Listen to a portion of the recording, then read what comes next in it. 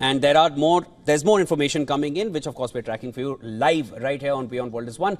Dharamjot, who's been right here with me in the newsroom. Dharamjot, over to you. What's the latest at this point? Well, Shivan, is just a little after 4 a.m. here. More and more reactions are pouring in. Even some Bollywood celebrities are now tweeting about the Pahalgam terror attack that has been avenged by the Indian Armed Forces. So as the news is reaching more and more people, more reactions are coming in, and they're all in the same tone as we've been talking for the past couple of hours, Shivan. Everyone is talking about how justice has finally been served with respect to the Indian Armed Forces carrying out a precision strike on 9 sites that it had recognized as terror infrastructure in the Punjab parts of Pakistan and Pakistan-occupied Kashmir.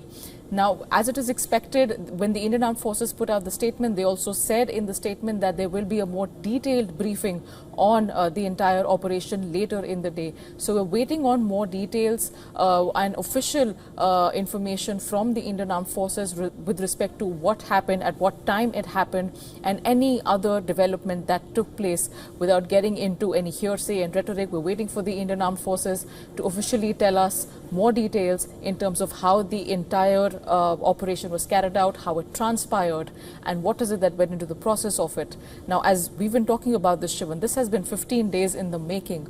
Ever since the Pahalgam terror attack on April 22nd, we've seen the armed forces come together for meeting after meeting. We've seen drills, we've seen exercises, we've seen all political parties come together in unison, backing the government to take whatever action is deemed necessary in terms of ensuring that terrorist and cross-border terrorism is taught a lesson in terms of the fact that, Indian armed forces are not going to sit quiet. There is going to be a response. There's going to be a precise response in terms of targeted strikes. And that is what has happened just a couple of hours ago, Shivan.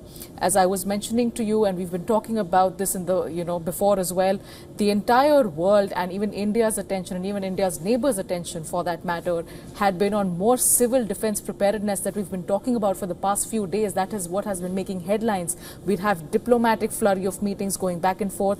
We've had the mock drills that were being talked about for the past few days. And between all of this, while the attention has remained diverted, the Indian Armed Forces have carried out in the wee hours of night a precision strike on 9 sites.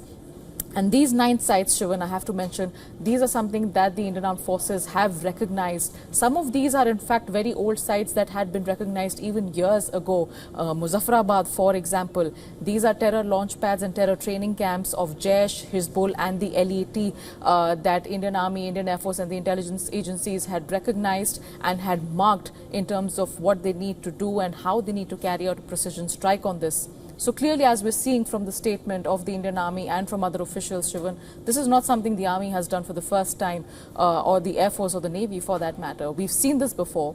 We saw this after Pulwama. We saw this after Uri. We're seeing this again now after the Pahalgam terror attack.